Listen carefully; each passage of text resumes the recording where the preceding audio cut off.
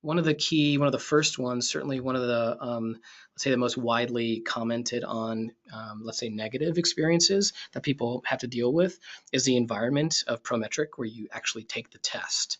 Laura, I wonder, as we start to think about this and experience that a lot of people have, can you maybe share your story, your experience as you've gone through and taken the test and sort of how it's affected you? Yeah, sure, absolutely. I'm not going to sugarcoat it at all. It's terrible. It's kind of just like a terrible version of TSA, right? The Prometric Testing Center, because all the rules and regulations that they have to follow, right? You're getting body scanned by a metal detector. They're questioning your clothing choices. They're making you lift up your socks. It's and your nerves are already, rocked from studying for months for this huge exam and retaining the material. And so you're kind of thrown into this whirlwind, and it's nothing that you expect it will be. So with that said, nothing can Sounds prepare awesome. you for this. Yeah. So my advice is to plan what you can, right? Like plan exactly, it, plan out how you're getting to the testing center. If you're going to walk there, do a dry run, just like walk there. If you're going to drive by, time yourself, see how long it takes. Make sure you're like going whenever your time is, so you can calculate traffic, etc. But just plan what you can, because once you're in there, it's yeah, you can't plan anything. So I will share my horrific experience from my first exam I took Yeah. at Prometric. So ARE, I was taking my first exam. I was in 4.0, and I sketched. They give you those pieces of paper, by the way, and if they give you a dark one and those crappy number 2 pencils, you can't always see what you wrote. So Huh. again, prepare what you can. So when Yeah. you're practicing, get crappy paper and crappy number 2 pencils, because you want to simulate the environment as much as you can. So anyways, I'm taking my first area exam. Palms are sweaty, heart's racing. I'm a mess. I get through the exam. I'm going through the exam though. I wrote, because the pieces of paper they give you, it's kind of like a book of paper. It's all stapled together. I Hmm. wrote my first notes on the first page, but then I wanted to see my notes for what I was sketching on the second page. So I ripped off the first sheet just so I could see it. And at the end of the exam, you turn in all your materials. I bring earplugs. You have to give them back the earplugs. You have to give them the paper. You have to give them the pencils. You give them everything back. Well, the proctor informed me that I was missing a staple. What? And yeah, so I guess when I tore apart the book, I lost a staple. There were 2 staples holding it together. I guess I only returned one. So the proctor informed me that she would have to fail me for leaving the testing center with information if I did not find this one staple. Come on. Yeah. So for first exam, I go back into the testing room where everyone's testing, right? There's like doctors, there's nurses, there's beauticians. Everyone is in their own stress bubble testing. And I am army crawling on the floor to find this staple. And I found it. Are you serious? Wow. um, yeah, and that was my first testing experience. And you just have to take it with a grain of salt and find the humor in it, because everyone's going to have some type of horror story from Prometric, and it's a part of the challenge that you've signed up for when you want to complete the ARE.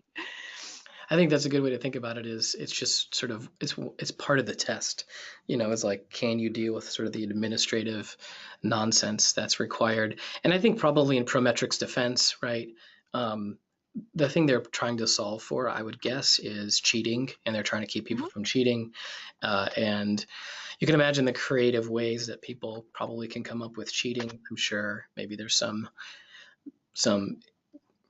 amazing technology for printing answers on staples that I have never heard of before, but maybe they take it a little bit to the extreme. But Allison, I wonder if you have any comments on, how the environment where someone takes a test can influence or have an impact on, someone's test anxiety and or ability to, let's say, be successful.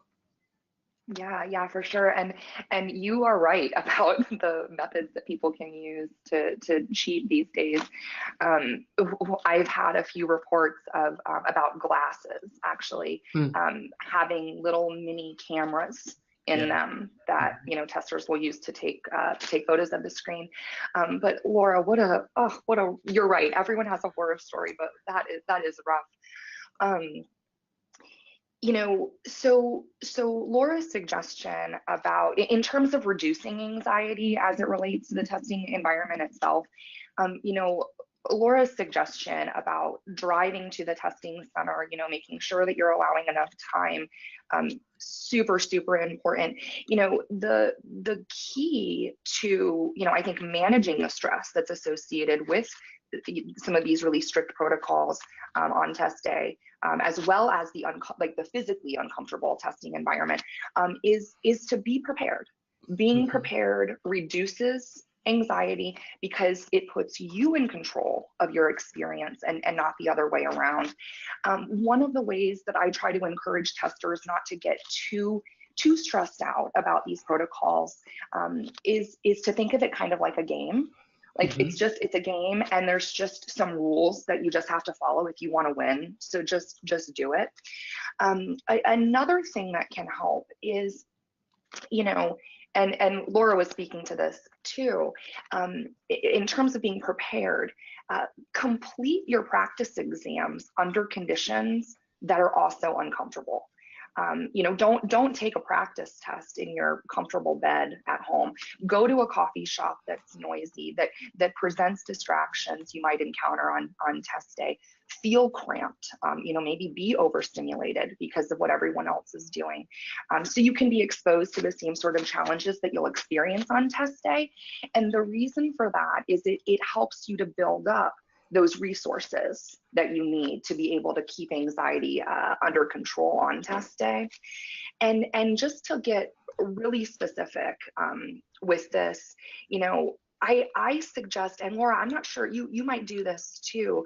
I actually suggest that testers schedule their practice exams in advance so that they can anticipate the tests, and also build up the emotional resources that are needed to combat the anticipatory anxiety that'll exist on test day.